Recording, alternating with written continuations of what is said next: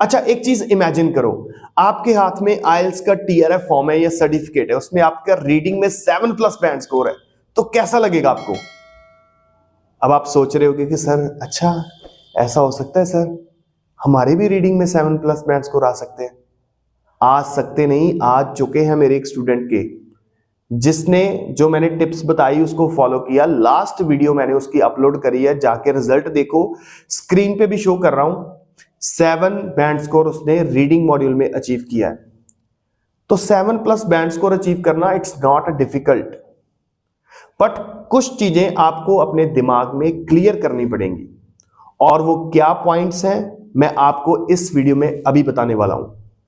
तो इस वीडियो को शुरू से लेकर एंड तक जरूर देखिएगा और किसी भी पॉइंट को मिस मत करिएगा, क्योंकि अगर आपने पॉइंट मिस किया तो फिर कुछ भी समझ नहीं लगेगा, मेरी वीडियो बनाने का कोई भी फायदा आपको नहीं मिलेगा। तो नमस्कार, मेरा नाम बलजीत सिंह है, स्वागत है आपके अपने YouTube चैनल आइल्स जर्नी 46 पे।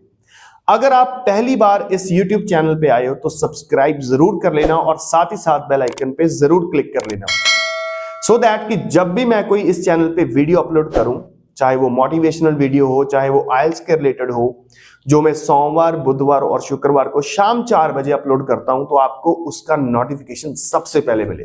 तो मैं उम्मीद करता हूं कि आप लोग चैनल को जरूर सब्सक्राइब करोगे और वीडियो को शुरू से लेकर एंड तक जरूर देखोगे, क्योंकि लास्ट में मैं आपको कुछ एग्जाम्पल्स भी बताऊंगा। ये वीडियो को स्टार्ट करते हैं। आपकी रीडिंग तब तक सॉल्व नहीं हो सकती जब तक आप अपने क्वेश्चन को अंडरस्टैंड करना नहीं सीखते। आप लोग क्या करते हो, आप जस्ट क्वेश्चन पढ़ते हो और सेम इंफॉर्मेशन सेम वर्ड्स के साथ आप चाहते हो कि पैराग्राफ में एज इट इज लिखा हो, तो ये नहीं होगा।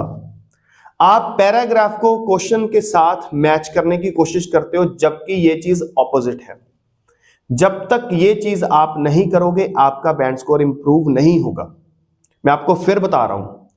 और दूसरी चीज, अगर आप ये चीज दिमाग में रख रहे हो कि रीडिंग की मैं प्रैक्टिस बहुत करूं, मैं दिन में 4-4, 5-5 रीडिंग्स करूं और 40 के 40 क्वेश्चंस 60 मिनट्स में जो हमको टाइम मिलता है, मतलब 1 आवर में पूरे कंप्लीट करके आंसर्स फाइंड आउट कर लूं, तो ये पॉसिबल नहीं होगा स्टार्टिंग में। मुझे पता है कि फाइनल में आपको 1 आवर मिलेगा और उसमें आपको 40 क्वेश्चंस अटेम्प्ट करने पड़ेंगे, बट एज अ बिगिनर अगर आप बहुत ज्यादा डीमोटिवेट हो चुके हो तो क्या करना पड़ेगा उन स्टूडेंट को? पहली चीज, आपको 40 के 40 क्वेश्चंस बिल्कुल अटेम्प्ट नहीं करने, वो मैं आपको बताता हूं। सपोज आज आपने गाड़ी चलानी सीखी, ठीक है, 1 हफ्ता प्रैक्टिस कर ली। अब आप चाहते हो कि मैं 100 की स्पीड पे गाड़ी चलाऊं, तो एक्सीडेंट होगा ना। मतलब 1 हफ्ता आपको प्रैक्टिस करते नहीं हुआ और आप चाहते हो कि मैं 100 की स्पीड पे गाड़ी चलाऊं, तो उसका एक्सीडेंट होगा, मतलब आपका नुकसान होगा। तो सिमिलरली रीडिंग में भी ऐसा ही होता है। 1 हफ्ता प्रैक्टिस की, उसके बाद देखा रिजल्ट नहीं आ रहा, तो फिर छोड़ दी रीडिंग, या फिर उसको ऐसे करने की कोशिश करी, या वो शॉर्टकट मेथड यूज कर रहा है तो मैं वो यूज करूं। अगर मैं सारे ट्रू उसका आंसर लिख दूं तो 3 तो करेक्ट हो ही जाएंगे, ठीक है। वो चीज बिल्कुल मत करो, ऐसा नहीं करना है। ऐसा करने से आपकी रीडिंग इंप्रूव कभी भी नहीं होगी। और कोई भी टीचर, मैं अपने आप को भी इंक्लूड करके बात कर रहा हूं, कोई भी टीचर आपके साथ रीडिंग एग्जाम में साथ नहीं बैठेगा। अगर बैठता तो बताओ, रीडिंग किसको करनी है? आपको। तो सीखना किसको पड़ेगा? आपको। कोई भी टीचर आपकी रीडिंग मॉड्यूल में हेल्प नहीं कर सकता जब तक आप अपनी मिस्टेक से नहीं सीखते। बहुत बच्चे ये जानते हैं कि वो क्या मिस्टेक कर रहे हैं, बट वो उसको सुधारना नहीं चाहते। वो पता क्या सोचते हैं, उस टीचर से वो पढ़ रहा था, मेरा मतलब दोस्त था, वो पढ़ रहा था, उसके 8 बैंड आ गए रीडिंग में, उसने उस टीचर को फॉलो करा, उसकी टिप्स फॉलो करी, उसके बैंड आ गए। जब तक आप अपनी गलतियां, आप अपनी स्ट्रेंथ पे काम नहीं करोगे, रीडिंग में बैंड स्कोर नहीं आएगा।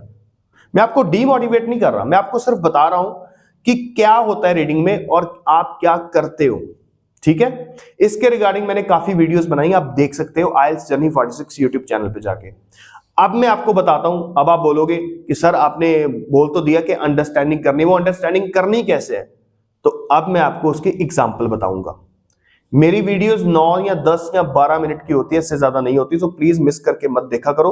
अब एग्जाम्पल देखो और आपको मालूम चलेगा कि आप कहां पे गलती कर रहे हो, और ये चीज देखने के बाद आप डेफिनेटली इंप्रूव करोगे। तो अगर आपको ये वीडियो अच्छी लगी तो चैनल को जरूर सब्सक्राइब करिएगा, शेयर करिएगा और कमेंट करके बताइएगा। और नेक्स्ट वीडियो किस पे होनी चाहिए कमेंट करके बताइएगा, क्योंकि जो आप कमेंट करते हो मैं हर एक कमेंट को पढ़ता हूं, ठीक है। तो नेक्स्ट वीडियो उस पे अपलोड होगी। तो अभी आप एग्जांपल देखिए।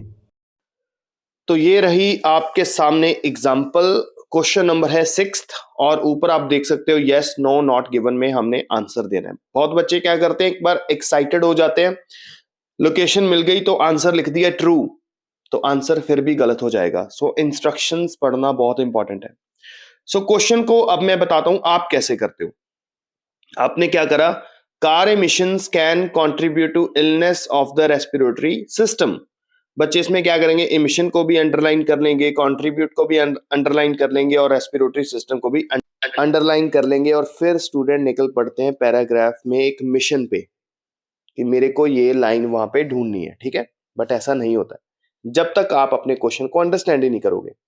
देखो क्वेश्चन में लिखा क्या है, car emissions can contribute to illness of the respiratory system, कि जो कार्स में से धुआं निकलता है, ठीक है, वो बहुत बड़ा योगदान दे रहा है किसमें, हेल्थ इश्यू होने में, रेस्पिरेटरी सिस्टम, ठीक है, illness of the respiratory system. तो अभी अगर ये बहुत बड़ा योगदान दे रहा है उस चीज में, तो हमारा आंसर होगा यस। अगर नहीं दे रहा है, मतलब कोई और रीजन दिया है, तो आंसर होगा नो। अगर इसके बारे में आधी बात की है तो आंसर होगा नॉट गिवन, अगर पूरी बात नहीं की है तो आंसर होगा नॉट गिवन।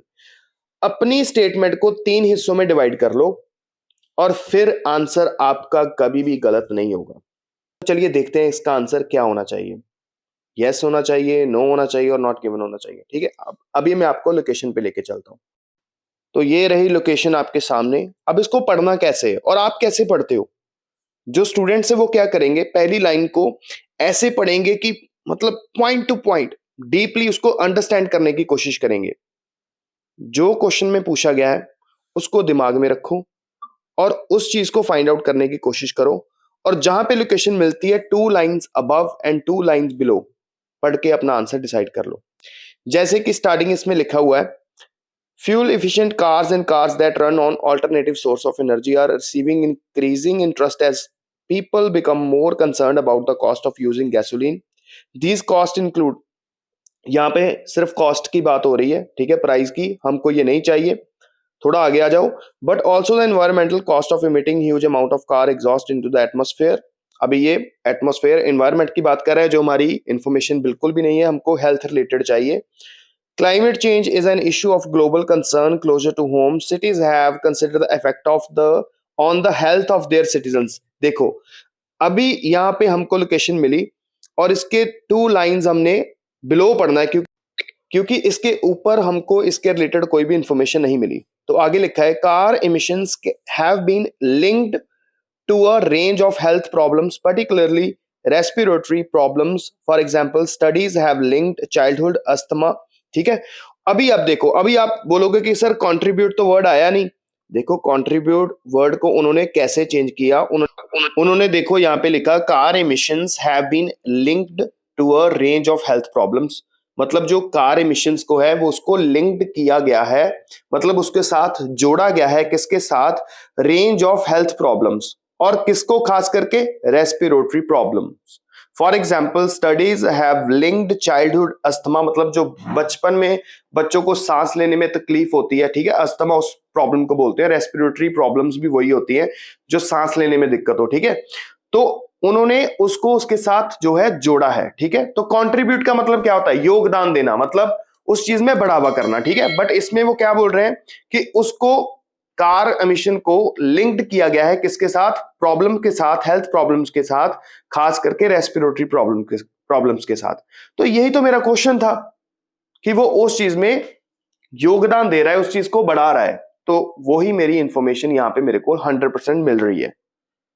अगर आप बोलोगे कि कंट्रीब्यूट, तो कंट्रीब्यूट वर्ड ना देके उन्होंने रिप्लेस करके लिंक्ड लिख दिया, तो आंसर आपका होगा यस। मतलब आपको पूरी इंफॉर्मेशन मिल रही है यहाँ पे। तो ऐसे आंसर आप जो है वो फाइंड आउट कर सकते हो। देखिए मुझे कितना टाइम लगा, कुछ भी नहीं, सिर्फ हार्डली 1 और 2 मिनट्स। ठीक है, इसमें आप अपना आंसर करेक्ट कर सकते हो। यही सबसे बढ़िया तरीका है, अपने क्वेश्चन को अंडरस्टैंड करो और 3 कंडीशन में अपने क्वेश्चन को डिवाइड कर लो। मतलब अगर पूरी इंफॉर्मेशन मिल रही है मेरे क्वेश्चन के अकॉर्डिंगली जैसे अभी मिली, तो आंसर होगा यस। अगर उसके ऑपोजिट बात कर रहा है, अगर यहां पे दिया होता कि कार एमिशन से नहीं किसी और चीज से हेल्थ प्रॉब्लम हो रही है, तो आंसर होगा नो। तो ऐसे आप अपना आंसर फाइंड आउट कर सकते हो। ठीक है, उम्मीद करता हूं वीडियो अच्छी लगी होगी। चैनल को सब्सक्राइब जरूर करिएगा।